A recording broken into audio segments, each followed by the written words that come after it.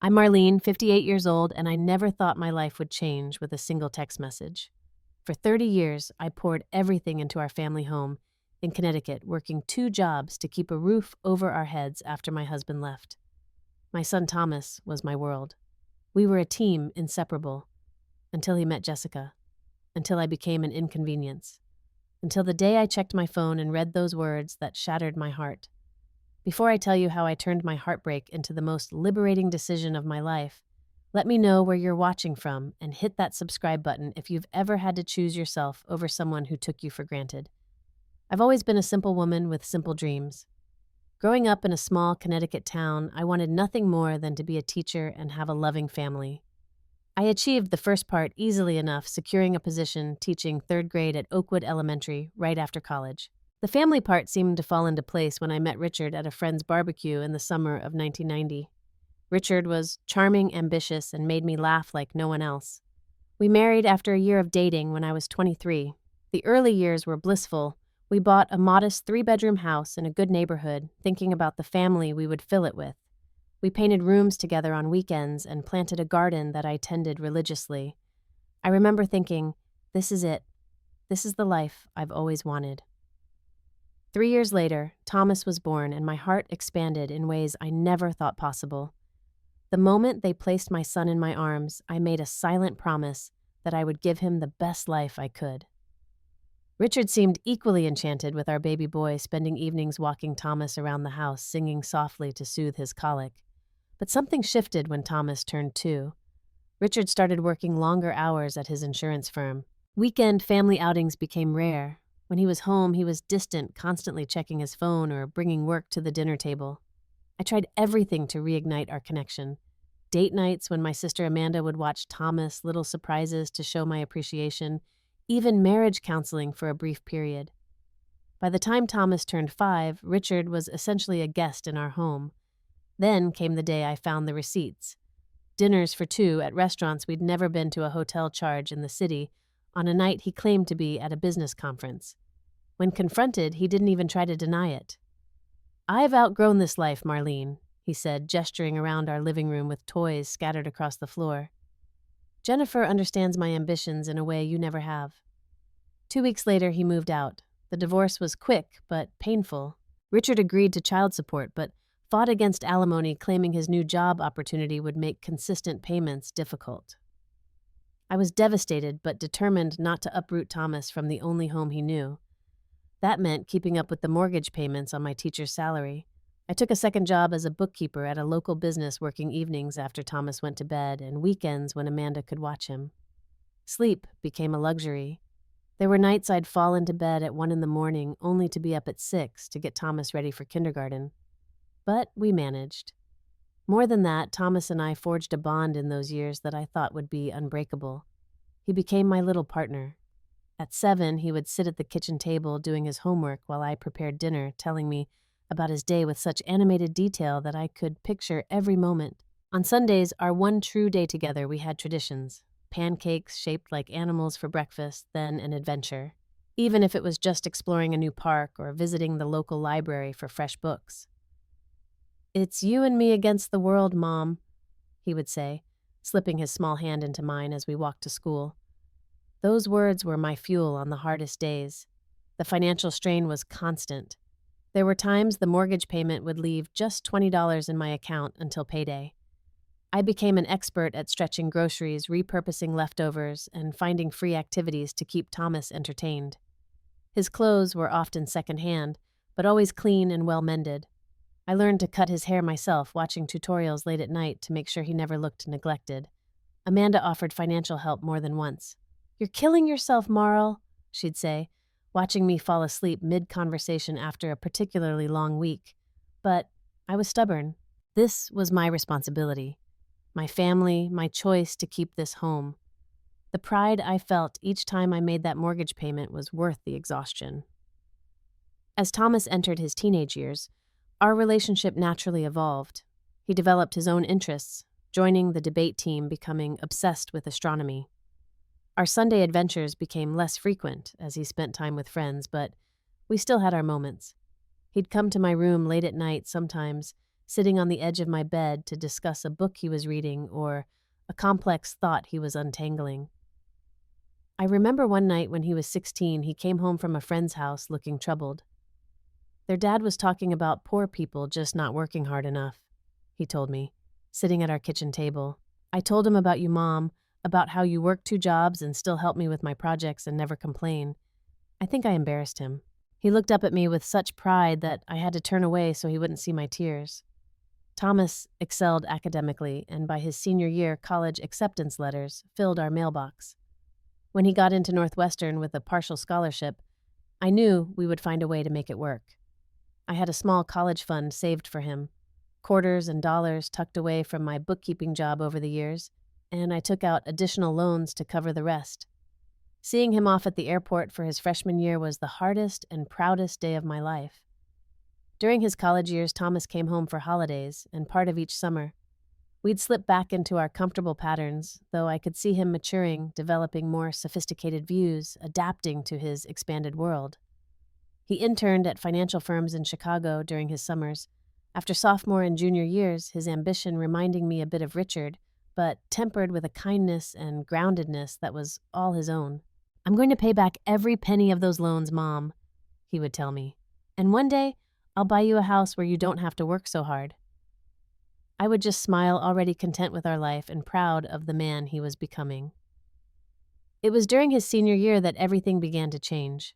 Thomas called me one October evening, his voice animated in a way I hadn't heard before. "Mom, I met someone," he said. "Her name is Jessica, and she's incredible." I was thrilled for him. After a few more calls where Jessica was the main topic of conversation, Thomas asked if she could join him during his Thanksgiving visit. "Of course," I said, already planning a special meal that would impress his new girlfriend.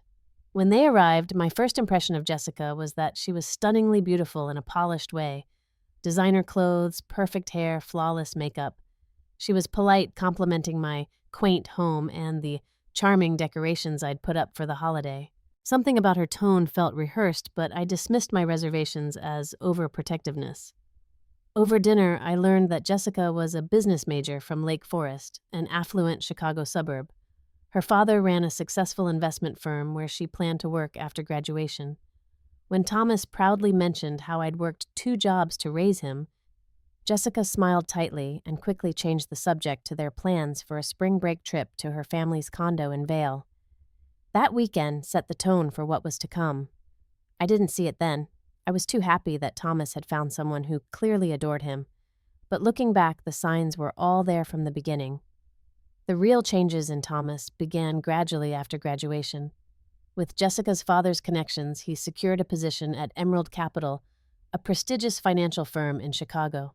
His starting salary was more than I'd ever made in a year, and I couldn't have been prouder watching him walk across the stage in his cap and gown, knowing all our sacrifices had led to this moment.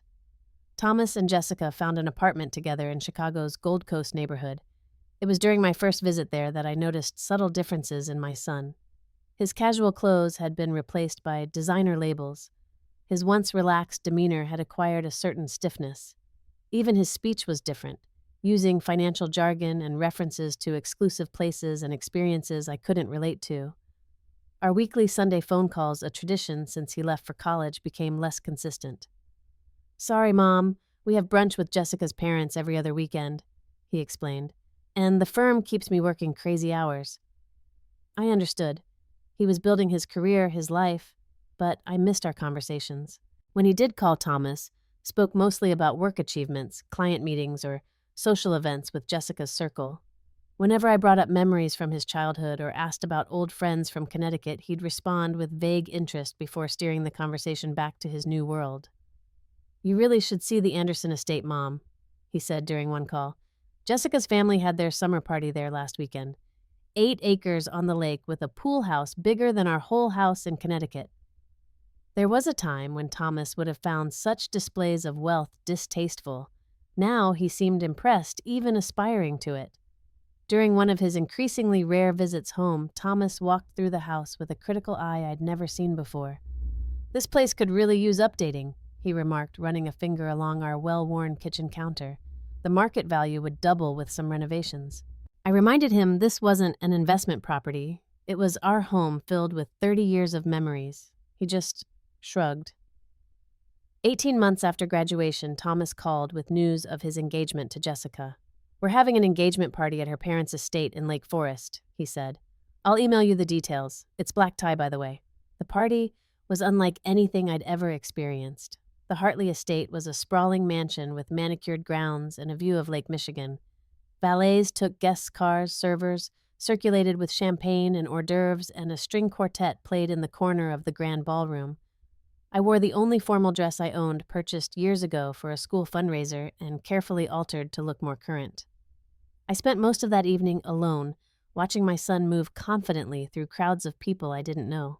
Jessica's mother, Laura, a slender woman with perfectly highlighted blonde hair, greeted me with air kisses and a quick, "So lovely you could make it." Within seconds, she was pulled away by another guest, never to return to our conversation. Later that night, I overheard Laura speaking to another woman by the bar. "Thomas is quite the find for Jessica. A bit rough around the edges when they met, but he's polished up nicely, and so ambitious." They laughed, and I felt my cheeks burn with a mixture of embarrassment and indignation. My son wasn't a project to be polished. He was a wonderful, kind, brilliant young man. The wedding planning began immediately, and it quickly became clear I would have little input. When I suggested incorporating some of our family traditions, Jessica smiled thinly. "We're going for a very specific aesthetic, Marlene, but it's sweet of you to offer." Thomas sided with Jessica and her family on every decision, from the exclusion of several of my longtime friends from the guest list. "We have limited space, Mom," to the menu. "No, we won't be serving your grandmother's cookies. The caterer has a signature dessert." The wedding itself, held at an exclusive country club, was like watching my son perform in a play where I was merely an audience member. As mother of the groom, I was seated prominently, but felt invisible. During his toast, Thomas thanked Jessica's parents for their generosity and guidance, mentioning me only briefly as my supportive mom. Not once did he acknowledge the years of sacrifice, the late nights working to put him through college, the unwavering belief in his potential. After the honeymoon, Thomas and Jessica bought a luxury condo in downtown Chicago. Their visits to Connecticut became annual events. Brief weekends where they arrived late Friday and left early Sunday, always with a packed schedule of seeing old friends that left little time for just us. "You should come visit us in Chicago more often," Thomas would say as they left.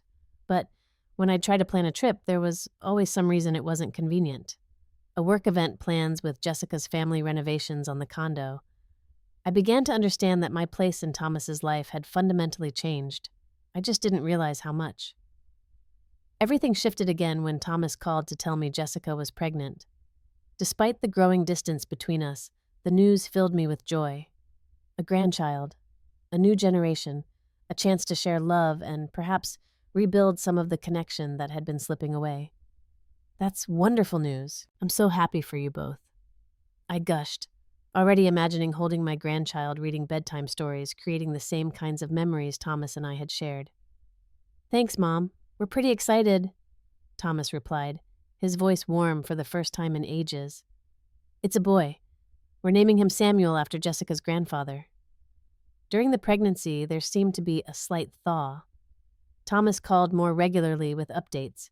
He even asked for my advice about setting up the nursery, remembering how I'd carefully researched everything before his birth. I began knitting a baby blanket, pouring all my love for this unborn grandchild into every stitch. Samuel was born on a crisp October morning. When Thomas called from the hospital, I immediately arranged to take time off work and fly to Chicago the next day. I arrived at their condo building carrying the blanket and a small suitcase, thinking I'd stay a week to help. Jessica's mother opened the door. "Oh, Marlene," Laura said, clearly surprised. "We weren't expecting you until the weekend." "Thomas said to come right away," I replied, confusion setting in.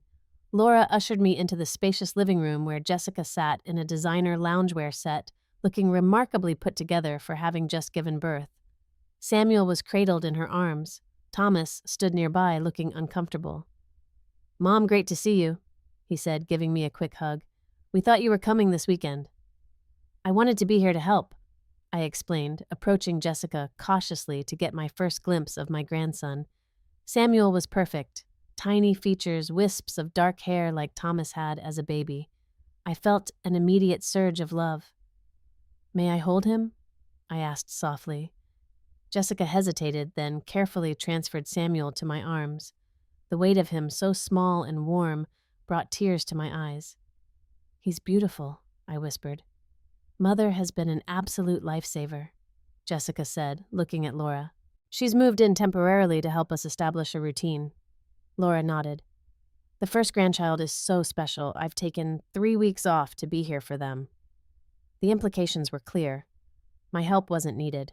Still, I stayed in a nearby hotel for 3 days visiting during strictly scheduled hours that Laura established. "Samuel needs consistency," she explained when I arrived 5 minutes early one morning.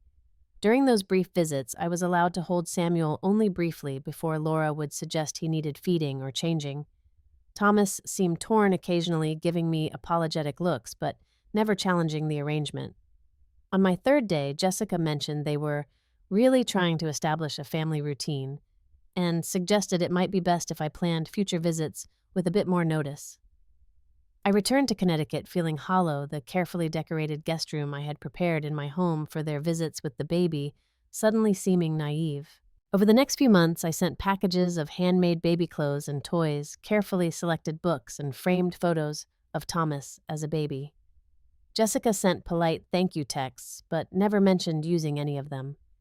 When Christmas approached, I was surprised to receive an invitation to the Hartleys' home rather than having Thomas, Jessica, and Samuel visit me. "It's easier with the baby," Thomas explained when I called, "and Jessica's entire family will be there. You'll get to spend time with Samuel." I arrived at the Hartley estate on Christmas Eve with carefully wrapped presents and 2 traditional family recipes I'd prepared: my grandmother's sweet potato casserole and Thomas's favorite cranberry orange bread. When I offered them to the kitchen staff, the head chef took them with a tight smile. "That's very kind, but we have a full catered menu planned," he said. The dishes were placed on a side table untouched throughout the evening. Dinner was a formal affair with assigned seating. I found myself at a table with Jessica's distant cousins while Thomas, Jessica, Samuel, and Jessica's parents sat at the central table. When gifts were exchanged, my carefully selected presents for Samuel, including a hand-carved wooden train from a local artisan, were quickly set aside in favor of the extravagant gifts from Jessica's family. The most painful moment came when I overheard Laura speaking to another guest while holding Samuel. "Being the real grandmother is such a blessing," she said. "I see so much of our family in him already." She looked directly at me as she said it, a small, triumphant smile on her lips. Thomas and Jessica were staying at the Hartley home, so I returned to my hotel alone on Christmas night. For the first time since Richard left, I spent Christmas morning by myself. Thomas didn't call until late afternoon. Over the next year, the pattern continued. Samuel's first birthday party was held at an exclusive children's play space in Chicago. I flew in for the event only to find myself seated at a back table with Jessica's work colleagues, while the family table included only the Hartleys and Thomas. When I tried to take photos with Samuel, Laura repeatedly interrupted, insisting on group pictures that primarily featured their side of the family. Our traditional Christmas Eve call, something Thomas and I had maintained even during his college years, didn't happen that year. When I called him, the call went to voicemail. A text came an hour later. "Sorry, Mom. Crazy evening getting ready for tomorrow. Merry Christmas. We'll call soon." The holidays became the hardest time. I decorated my home as always, but the empty rooms echoed with memories of Thomas's childhood excitement. I volunteered at local shelters to stay busy, joined church events, and accepted invitations from colleagues I normally might have declined. Anything to avoid the loneliness. Despite the growing distance, I continued my efforts to be part of my grandson's life. I sent monthly packages with books, small toys, and seasonal clothes. I created digital photo albums of Thomas's childhood and shared them with Jessica. I offered regularly to babysit, suggesting I could fly to Chicago whenever they needed a weekend away. "Thanks, Mom, but Jessica's parents are just 15 minutes away, so it's easier for them to watch Samuel," was Thomas's standard response. I kept Thomas's childhood room ready, refreshing the bedding and adding a portable crib I found at a consignment shop, hoping they might visit. The visits grew more infrequent and shorter when they did occur. Then came the announcement of a second pregnancy. Emma was born the following spring, and the cycle repeated. I learned about her birth through an Instagram post Jessica shared before Thomas even called me. By then, I had lowered my expectations, but the sting was still sharp. It was during a rare visit from Thomas, Jessica, and the children to Connecticut last summer that I first heard mention of a cruise. They were staying at a hotel in town rather than with me. The kids need their own room for naps, Jessica had explained, but had come for dinner at my house. While I was in the kitchen getting dessert, I overheard Thomas and Jessica discussing summer plans in the living room. Mom's already shopping for matching outfits for the cruise, Jessica was saying. She got the cutest sailor-themed clothing for the kids. The Mediterranean in August will be perfect, Thomas replied. 10 days with no work calls sounds amazing right now. When I returned with a homemade apple pie, Thomas's favorite since childhood, I asked casually, "A cruise sounds wonderful. When are you going?" There was an awkward pause before Thomas answered. "Oh, it's something Jessica's parents have been planning, still figuring out the details." "It sounds lovely," I said, trying to keep my voice light. "I've always wanted to see the Mediterranean." Another pause. Jessica suddenly became very interested in wiping ice cream from Samuel's face. "I'll let you know more once things are finalized," Thomas said, changing the subject quickly to ask about my garden. Weeks passed with no mention of the cruise. Then I noticed Jessica posting cruise shopping lists on her Pinterest account, which was public. There were boards for Mediterranean cruise outfits and Family Vacation 2024, with dates clearly marked for August, just 3 months away. I waited another week before calling Thomas directly. "I was just wondering about the cruise you mentioned during your visit," I said. "I'd love to know the details so I can request time off work." "Oh, right." Thomas sounded uncomfortable. "Well, it's actually a tradition in Jessica's family. Her parents take the whole family on a trip every few years." "That sounds wonderful," I replied. "I'd be happy to contribute to my portion, of course." "Mom, it's not really. It's their thing. They've been planning it for years." His voice had an edge I recognized, the same tone he used when rejecting my suggestion to serve my grandmother's cookies at the wedding. "I see," I said, though I didn't. "Not really." "Well, maybe next time." "Yeah, definitely," he replied, relief evident in his voice. "Hey, I need to run to a meeting. Talk soon." 2 more weeks passed. I saw more cruise posts on social media, Jessica's mother sharing details about the itinerary, Jessica posting about shopping for formal night dresses. My heart sank further with each post. It was clear this was a major family event, and equally clear that I wasn't considered part of that family. Still, I clung to hope. Perhaps there had been a misunderstanding. Maybe they were planning to invite me, but waiting to finalize details. So I sent a text to Thomas. "Hi, sweetheart. I was looking at my calendar and wondered if you had dates for the cruise yet. Would love to join you all and spend time with the grandkids." The response came 3 hours later, and when it appeared on my screen, I felt as though all the air had been punched from my lungs. "Mom, you're not coming on the cruise. You're not our family. This is Jessica's parents' gift to us." I stared at the message, reading it again and again, wondering if I had misunderstood. Then another text appeared. "You'd feel out of place anyway. The Hartleys have friends joining too, all people from their country club. Maybe we can do something small when we get back." Something small. Like the back table at Samuel's birthday. Like the brief, obligatory visits. Like the Christmas I spent alone while my son and grandchildren celebrated with their real family. The pain in my chest was physical. I sat on my couch phone clutched in my hand and sobbed. Deep, guttural cries that I hadn't allowed myself in years, not even when Richard left. This felt worse somehow. A rejection not by a husband who had found someone new, but by my son, the person for whom I had sacrificed everything.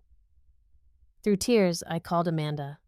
My sister had witnessed the gradual erosion of my relationship with Thomas over the years and had been more clear-eyed about it than I had allowed myself to be.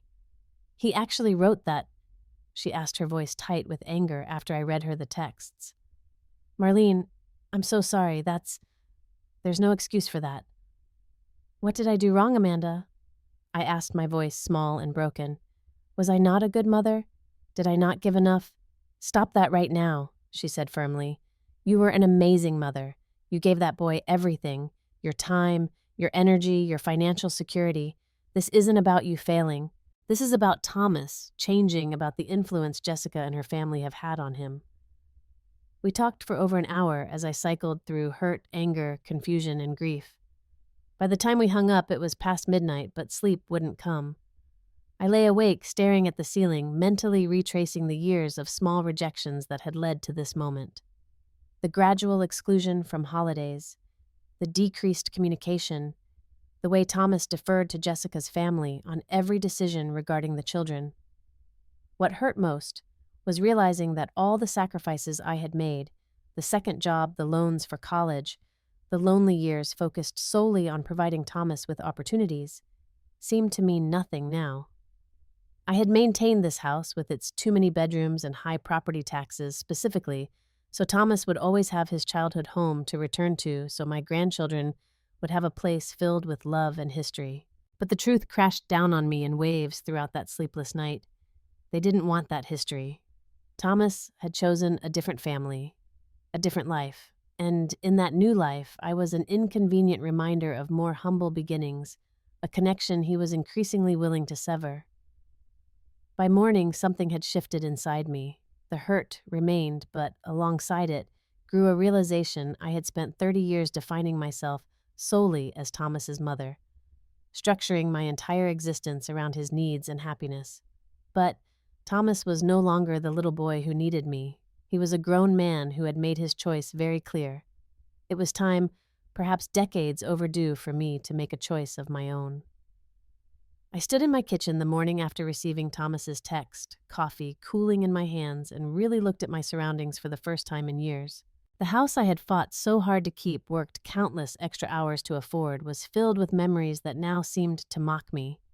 Thomas's growth chart on the wall by the pantry, school art projects I'd carefully framed and hung, photos documenting every stage of his childhood. This wasn't a home anymore. It was a museum to a relationship that no longer existed in the way I had believed. And I was the sole visitor, the curator of memories that seemed to matter only to me. A clarity I hadn't experienced in years washed over me. Why was I still here? Why was I maintaining this 3-bedroom house in an expensive school district when my son had made it abundantly clear that his children would never benefit from it? Why was I working overtime to afford property taxes on a home that sat mostly empty with rooms no one used? I picked up my phone and called Barbara Jenkins, a friend from church who worked as a real estate agent. We'd had lunch just last month, and she'd mentioned in passing how the market in our area had heated up. "Barbara, it's Marlene. Remember how you mentioned houses in my neighborhood were selling quickly? I think I'm ready to test that theory." Barbara came over that afternoon. As we walked through the house, she made notes and asked questions about updates and repairs. I watched her professional assessment with detached interest, as though we were discussing someone else's property. "Marlene, I have to be honest. This house has fantastic potential. The location is prime, and even though it needs some updating, the market is so hot right now for family homes in this school district. We could list it significantly higher than you might expect." She showed me comparable sales in the area, and I was shocked at the numbers. The modest home I had struggled to afford 3 decades ago had tripled in value despite its outdated kitchen and bathrooms.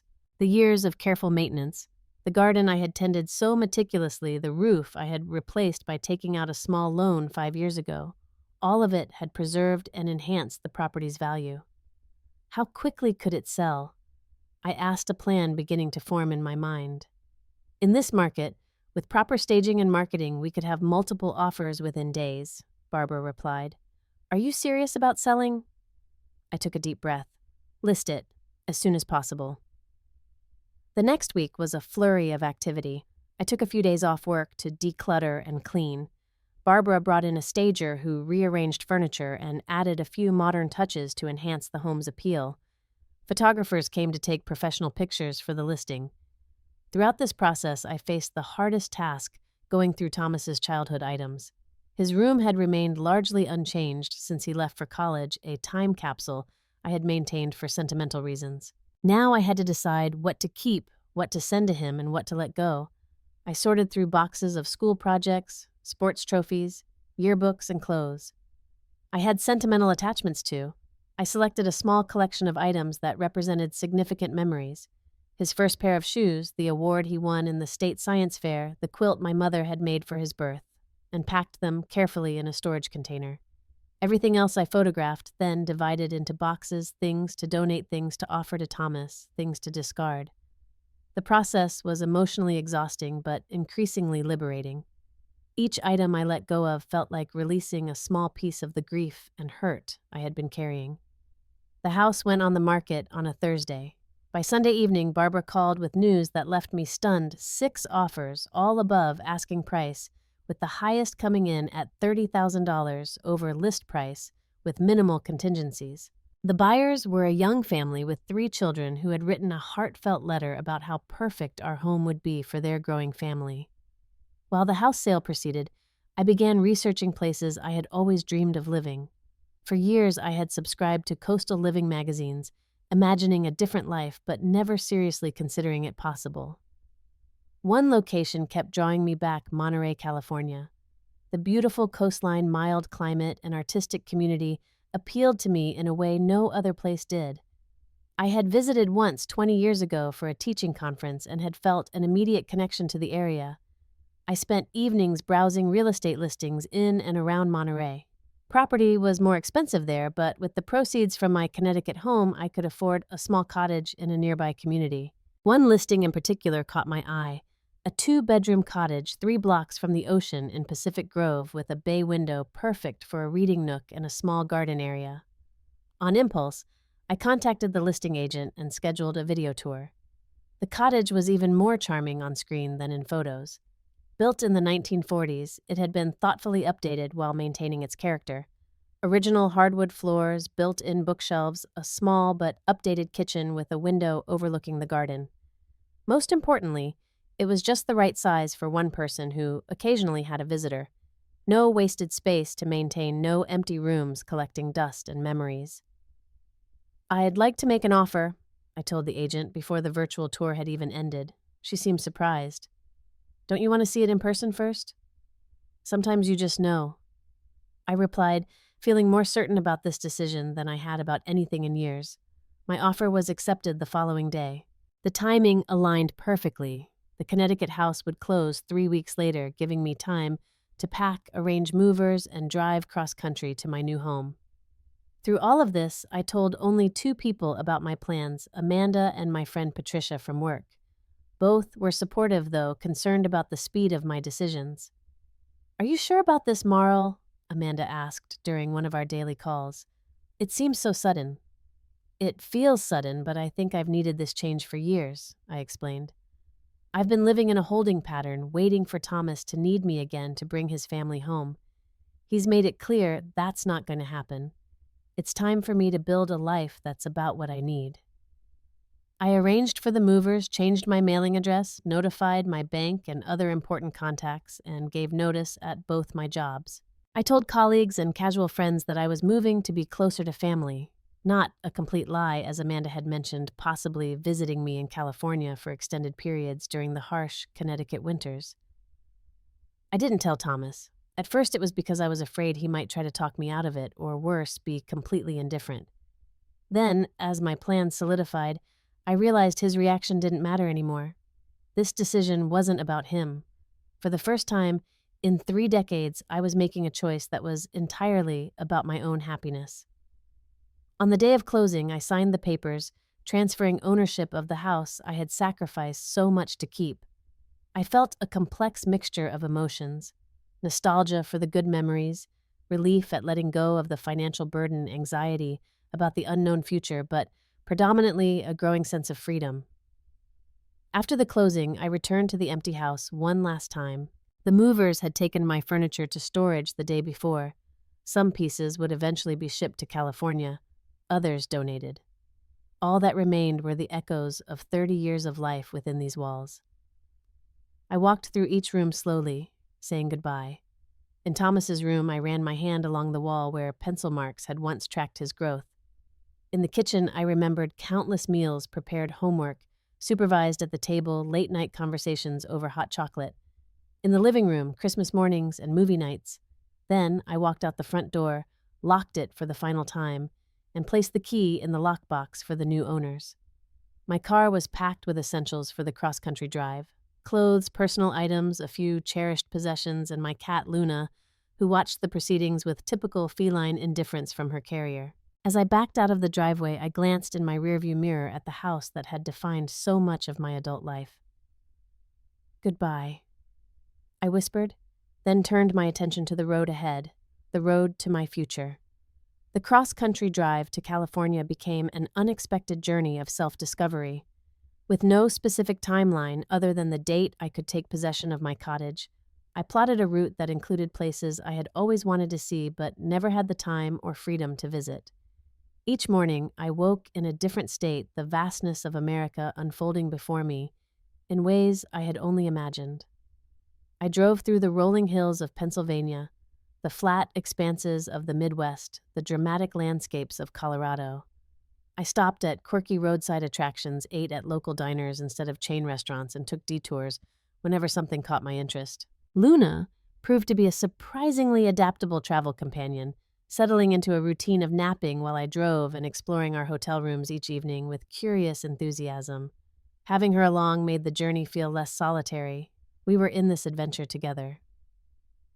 Each night, I called Amanda to check in and share the day's experiences. Her excitement for me grew with each conversation, her initial concern giving way to encouragement as she heard the increasing lightness in my voice. "You sound different," she remarked on my fourth night on the road. "Younger somehow." "I feel different," I admitted, "like I'm shedding layers of myself with each mile." The freedom was intoxicating. For decades, every decision I had made was filtered through my responsibilities, to Thomas, to my jobs, to maintaining the house.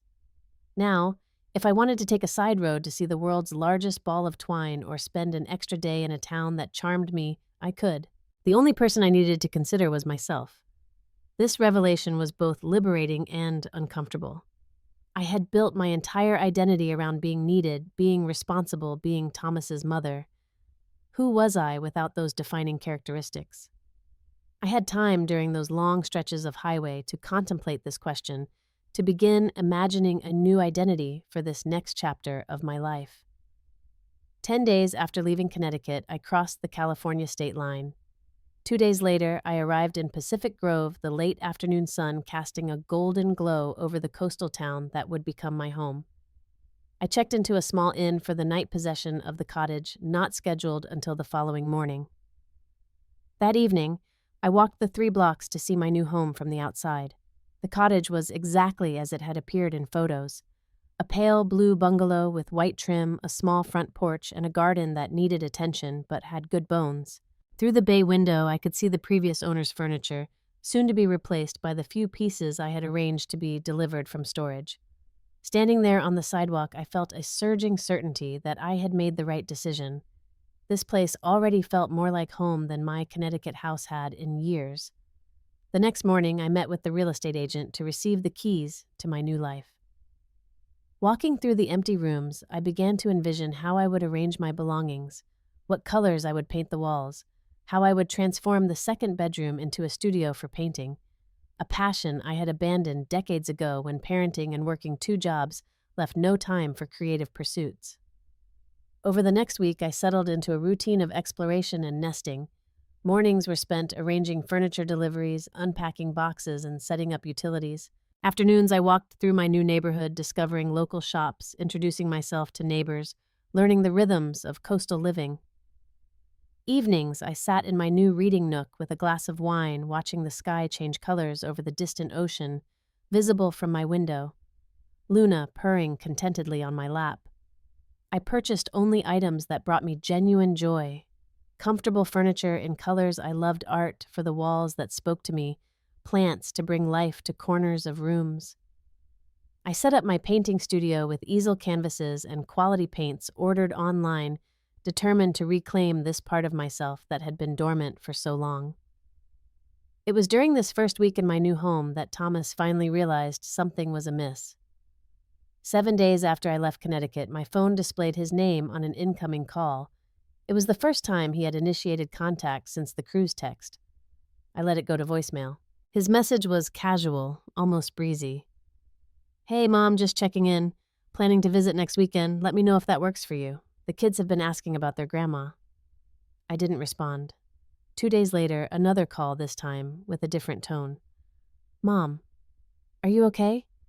I tried calling the house and got a disconnected message. Call me back when you get this. Again, I chose not to answer. Not out of petty revenge, but because I wasn't ready. I was still finding my footing in this new reality, still processing the hurt that had driven me here. More importantly, I was discovering aspects of myself that had nothing to do with being Thomas's mother, and I needed to protect that fragile new identity. The third call came 3 days later, panic evident in the voicemail he left. Mom, seriously, where are you? I called your school and they said you resigned. Your neighbor said someone new moved into the house. Call me immediately, or I'm filing a missing person report. That prompted me to send a brief text. I'm fine. Taking some time for myself. We'll call when I'm ready. Please respect that. His response was immediate. What does that mean? Where are you? I didn't reply. Instead, I blocked his number temporarily, needing space from the emotions his messages triggered. Later that day, Amanda called. Thomas is frantic, she said without preamble. He drove to Connecticut and found new owners in your house. He's been calling me nonstop, demanding to know where you are. What did you tell him? I asked. Only that you're safe and well, but needed a change. I didn't betray your confidence, but Marlene, you're going to have to talk to him eventually. I know, I sighed. Just not yet. I need to feel solid in this new life first. Over the next few days, Thomas's attempts to reach me escalated. He called my friends, former colleagues, even distant relatives. He sent emails that alternated between anger and concern. According to Amanda, he even contacted my doctor to see if I had suffered some kind of mental break. Jessica's parents are involved now, too, Amanda reported during our daily call. Laura called me, can you believe it? Said they were deeply concerned about my sister's erratic behavior and offered to help find you appropriate support. I told her you were perfectly fine and making sound decisions for your own well-being for a change. The knowledge that the Hartleys, the people who had systematically excluded me from family events, who had treated me as an inconvenience, were now pretending concern, was infuriating. But it also strengthened my resolve. I wasn't answering to them anymore. I wasn't arranging my life around their approval or inclusion. After a week of this, I decided it was time for limited communication. I unblocked Thomas's number and composed a careful email. Thomas, I am safe and well. I have moved away from Connecticut and am establishing a new life for myself. This decision was not made rashly, but after years of growing awareness that I needed change. I sold the house because it no longer served my needs. The proceeds have allowed me to relocate to a place that brings me joy and offers new opportunities. I understand you may be confused or hurt by my decision not to include you in this process. Please understand that after your text about the cruise and your statement that I am not family, I needed time to reevaluate my life and make choices that honor my own needs and happiness. I am not ready to share my new location yet. I need time and space to establish myself here without pressure or judgment. When I am ready for visitors or more regular communication, I will reach out. Please respect this boundary. It is not meant to hurt you, but to protect my own well-being as I navigate this transition. Mom. His response came within minutes, a jumble of emotions that revealed his shock and confusion. What do you mean you moved? You can't just disappear like this. That house was our family home. How could you sell it without even telling me where are you? This isn't like you at all. That text about the cruise was a moment of frustration. You can't throw away our entire relationship over one stupid text. Jessica says you're being manipulative by disappearing. Her parents are worried about your mental state. We need to talk about this. Call me immediately. I didn't respond. His message confirmed what I had suspected. He saw my decision as a reaction to him rather than a choice for myself. He couldn't conceive that I might have needs and desires independent of my relationship with him. And the mention of Jessica's assessment of my actions and her parents' concern only reinforced that I had made the right choice. More emails followed over the next few days, the tone shifting from indignant to concerned to finally reflective. Mom, I've been thinking about things. Maybe I haven't been as attentive as I should have been. We can work this out. Please, just tell me where you are so we can talk properly. I maintained my boundary, sending only brief confirmations that I was well but needed more time. Meanwhile, my new life began to take shape around me. 6 months after my move to California, I hardly recognized the woman I had been in Connecticut. My new routine centered around things that brought me joy rather than obligation. Mornings began with coffee on my small patio, watching hummingbirds dart among the flowers I had planted. Afternoons often found me on the beach with a sketchbook or at my easel in the studio I had created, rediscovering my passion for painting. The local community embraced me with unexpected warmth. I joined a book club at the neighborhood bookstore where discussions often continued over wine at a nearby cafe. I volunteered at the Pacific Grove Museum of Natural History, sharing my teaching skills with visiting school groups. I adopted a rescue dog, a gentle golden retriever mix named Charlie, who became Luna's unlikely friend and my companion on daily beach walks.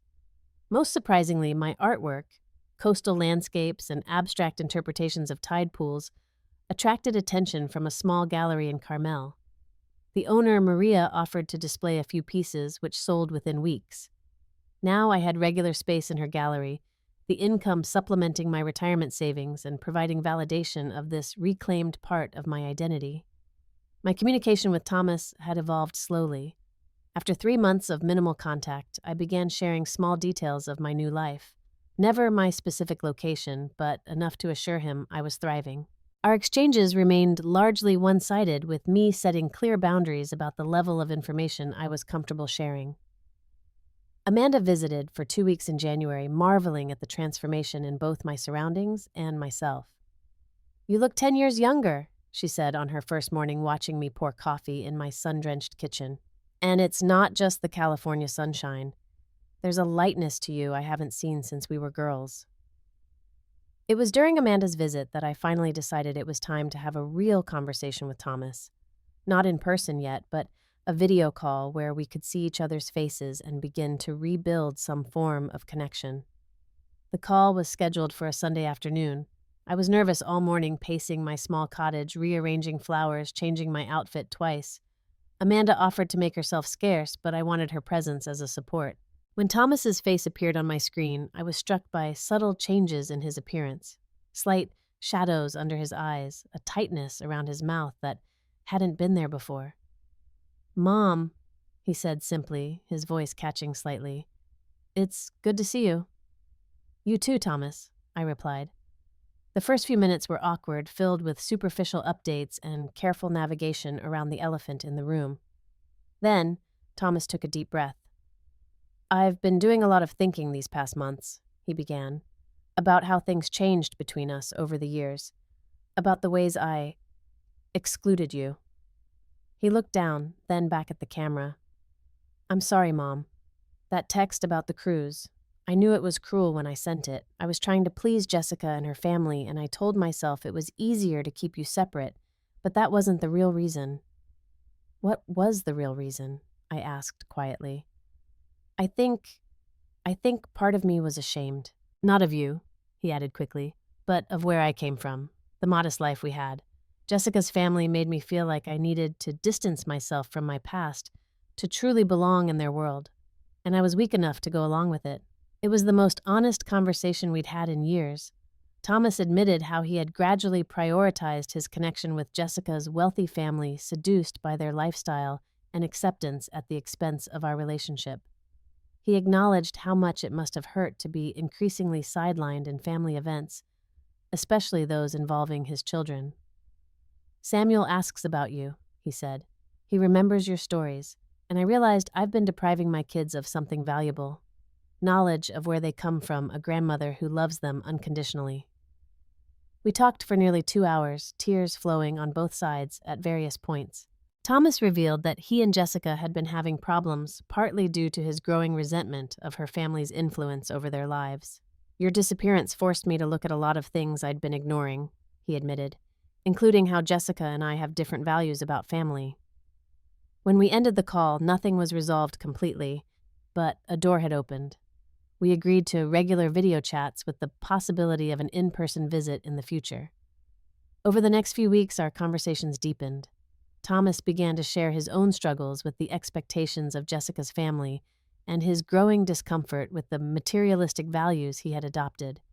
He spoke of arguments with Jessica about raising the children, about his desire for them to understand the value of work and not just privilege. 2 months after our first video call, Thomas asked if he could visit, alone, without Jessica or the children. I was finally ready to share my new location and agreed. We met at a neutral location, a restaurant overlooking Monterey Bay. Seeing my son in person after nearly a year was overwhelming. We embraced awkwardly, then more genuinely as the initial tension dissolved. Over lunch, Thomas continued the honest conversation we had begun virtually. "I don't recognize the man I became," he said, pushing food around his plate, constantly seeking approval from Jessica's family, adapting myself to fit their expectations. "I lost sight of the values you taught me. That kindness matters more than status, that family means supporting each other, not just when it's convenient." I shared my own journey, the pain of realizing how peripheral I had become in his life, but also the unexpected gift that pain had given me by forcing me to rediscover myself beyond motherhood. "I never wanted to hurt you, Thomas," I explained, "but I needed to find out who I was apart from being your mother. I spent decades defining myself solely through that role, and when that role was diminished, I had to figure out what remained." By the end of our meal, we had reached a tentative new understanding. Our relationship would never return to what it had been when he was a child, but perhaps it could evolve into something different. A connection between two adults who shared history but respected each other's separate journeys. Thomas stayed in California for 3 days. I showed him my cottage, introduced him to Charlie, took him to the gallery where my paintings hung. He met a few of my new friends, expressing genuine surprise and delight at the full life I had created. On his last evening, sitting on my patio watching the sunset, he asked the question I had been expecting. "Would you be willing to see the kids? They miss you, especially Samuel. He has all these memories of you telling stories." I had been considering this possibility since our first video call. "Yes," I said, "but on different terms than before. Not as an afterthought or an obligation, but as an important part of their lives, even from a distance."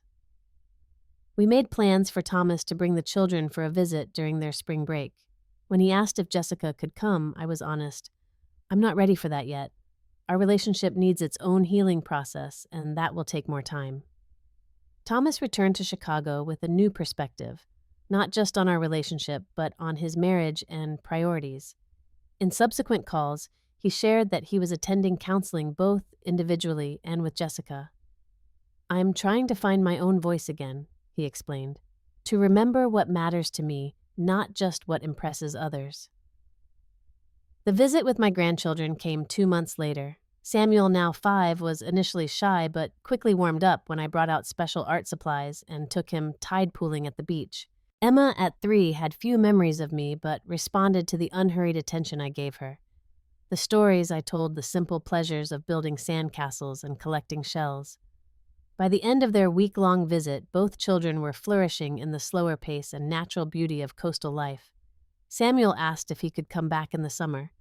Emma fell asleep each night, clutching a small sea star painting I had made for her. When Thomas came to pick them up, he seemed reluctant to leave. "This place suits you, Mom," he said, looking around my cottage. "I've never seen you so at peace." "It took losing what I thought I needed to find what I actually needed," I replied. "Sometimes the hardest decisions lead to the most authentic joy." After they left, I received an unexpected email from Jessica. It was brief but significant, an acknowledgement of past tensions and a tentative olive branch. "I'm trying to understand the hurt that's been caused," she wrote. "Thomas is changing in ways that confused me at first, but I'm beginning to see that he's finding his way back to values that matter. The children haven't stopped talking about their visit with you." Laura and Jessica's father made their own attempts to reconnect, though their messages carried hints of the same condescension that had characterized our previous interactions. "If financial concerns were behind your sudden move, you should have said something," Laura wrote. "We would have been happy to help." I responded politely but firmly, explaining that my decisions had nothing to do with finances and everything to do with creating a life that reflected my own values and desires. As for me, the journey continues. My paintings now hang in 3 galleries along the Central Coast. I've made deep friendships with people who know me not as Thomas's mother, but simply as Marlene, the artist, the volunteer, the woman who walks her dog on the beach every morning regardless of weather. Thomas and the children visit regularly now. Jessica has come once the weekend, marked by civil but cautious interactions as we navigate this new family dynamic. She seems genuinely interested in understanding what drove my decisions, perhaps recognizing similar patterns in her own life. The cruel text about not being family, the catalyst for my transformation, now feels like a gift in disguise. It forced me to confront the reality of my situation and make changes I might otherwise have postponed indefinitely. It pushed me to discover that even at 58, it wasn't too late to create a life of my own choosing. I no longer define family by obligation or bloodline, but by mutual respect and genuine care. My circle includes Amanda, my new friends in California, even a gentle widower named James who shares my love of coastal walks and impressionist art.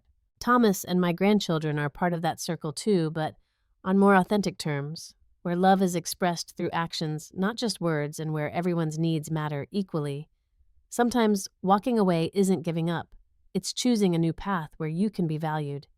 True family isn't about obligation. It's about respect and love. And it's never too late to rewrite your story. The house I maintained for years was never really my home. Home is where you feel seen, respected, and cherished. I found that when I finally chose myself. Have you ever had to walk away from something familiar to find your true self? Did my story resonate with any experiences in your own life? I'd love to hear your thoughts in the comments. And if this journey of rediscovery spoke to you, please hit that subscribe button and share this video with someone who might need to hear that it's never too late to choose happiness. Thank you for listening to my story, and remember, the bravest decision you can make is sometimes the one that puts your own well-being first.